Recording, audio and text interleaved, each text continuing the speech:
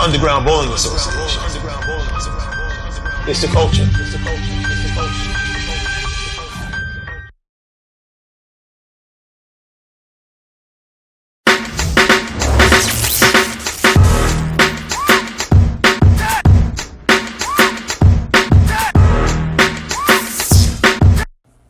Buddy's Pro Shop. Videos by bowlers, for bowlers.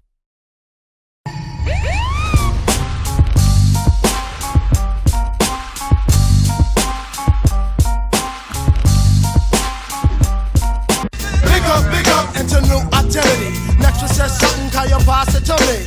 What does it take to check a technique? Many styles, many styles.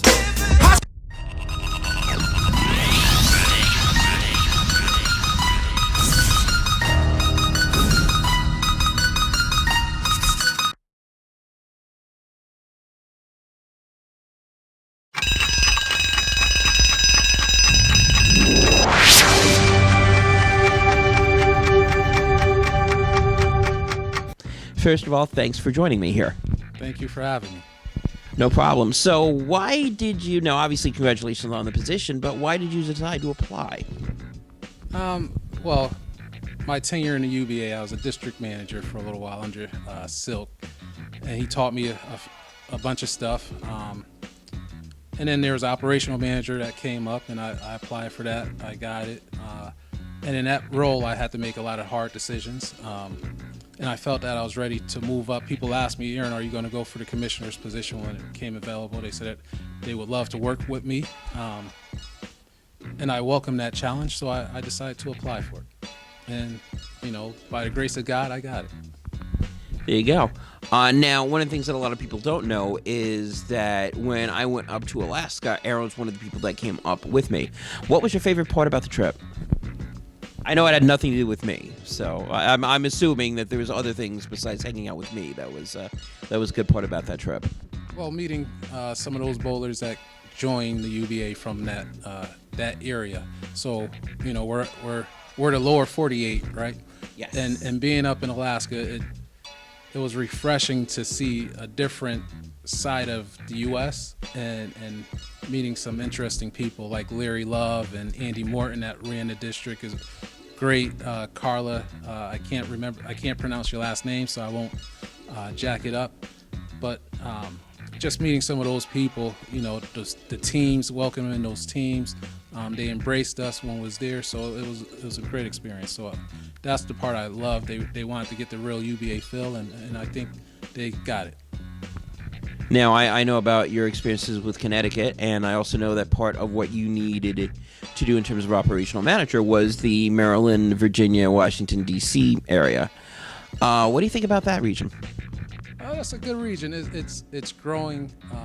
Let's start first with DMV. They're growing, so it's a great fresh division. A lot of great bowlers down there. You know, I can't wait for the matchup at Battle Bowl with them, but I'll talk about that later. You know, from SBC to Pen Crushers to NWO, they have new teams coming in. Some teams are reestablishing themselves with new names. You know, when I'm down there, I feel that New York energy, like when it first started in New York City. So I love going down there. I've been down there a few times this season, and can't wait for next season.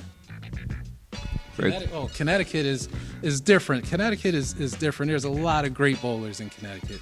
They're used to running a lot of scratch stuff.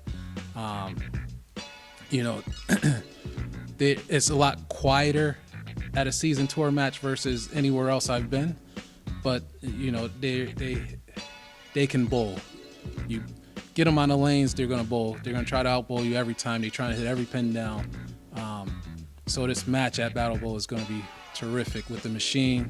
They bowl like they're a machine, so I can't wait to see this match. The fact that they're there and not the New England Heat or not MOP, is that a surprise to you? How much of a surprise is it? How much of an upset is it? MOP, well, Mop Nation, it was a tough match. So Mop Nation was down. Joey tried to rally his troops. They almost made the comeback, but again, the machine did a good enough job to hold them off. It was a surprise to see the machine come out versus Mop Nation, but it wasn't a surprise.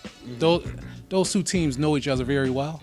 The machine, I think, beat them all season long, so it wasn't a surprise. But for the machine to be a new team and perform like they did, it was a great job. And no disrespect to Mop Nation. Mop Nation put a show on every single match for the season. Those guys bowled great. They bowled their heart out. They just happened to run into a machine. There you go, pun intended. So now I would be remiss if I didn't talk to you a little bit about, you being the commissioner. I'd be a little remiss if I didn't talk about certain things that have come up. There's a couple of things. Number one, let's chat about the removal of the summer averages. What's your opinion on that? I think a lot of presidents wanted that for a long time. So removal of the summer averages was their sole decision. We put out a UBA vote. They set it in masses on what they wanted, and that's what we went with. The bylaws was already written, and we removed that from the bylaws before it was printed and put out to the association. And actually, I'm going to talk a little bit about that for 1 second. I know I'm running out of my 5 minutes, so we're going to go through this a little quickly. I think the 5 minutes are done. Well, so this will be 7.5 minutes in this case. Tell me about, but I'm going to wrap it up this way. Tell me about, in terms of being commissioner, tell me about your goals in the position. What do you want to see accomplished in at least this year that you're going to be in the position for? The biggest, a couple of things, right? So we want to make sure that the World Championship Series goes back to the way it was, right? We want to get more involvement from the bowlers on the Vixen side, the men's side. We want to ramp up the tag team part because ever since Paul Rodriguez and Malik Wade had the belts, I don't know who has the belts now. Belts are currently being owned by Team Matrix, by the way. And Shaka's doing a great job promoting his belt. Danielle, two-time champion. I think she's the first two-time champion. She's going against Candace Little. I'm looking forward to that match at Battle Bowl. That's probably one of the highlight matches. The Vixen match is usually better than the men's match at Battle Bowl or at any major. Shots fired. But what I want to see is those areas, focused on.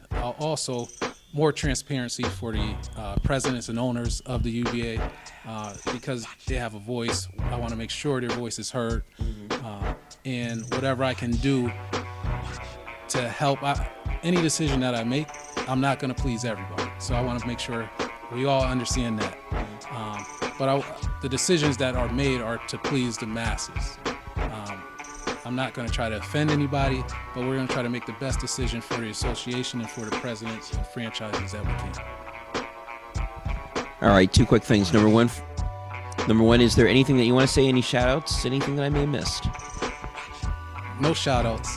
I'm neutral. All right, Mr. Neutral, final question. Who do you got? Connecticut District or Maryland or DMV District? Who do you got?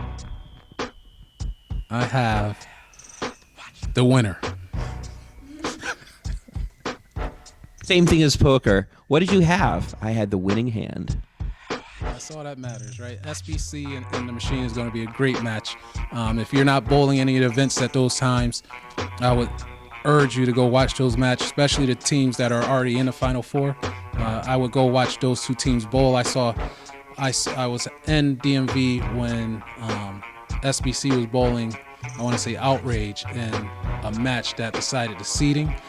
And SBC just put it on. They turned it up to another level. I think like 5 out of 6 people bowled 780 or above. So the Machine have their hands full, and SBC has their hand full. So it should be an outstanding match. But to the other teams that are already in, the Bombers, DGF, the Garden Foundation, and the other GOAT, the South team. I mean, this is going to be a terrific match. All the matches should be great, just like they were last year.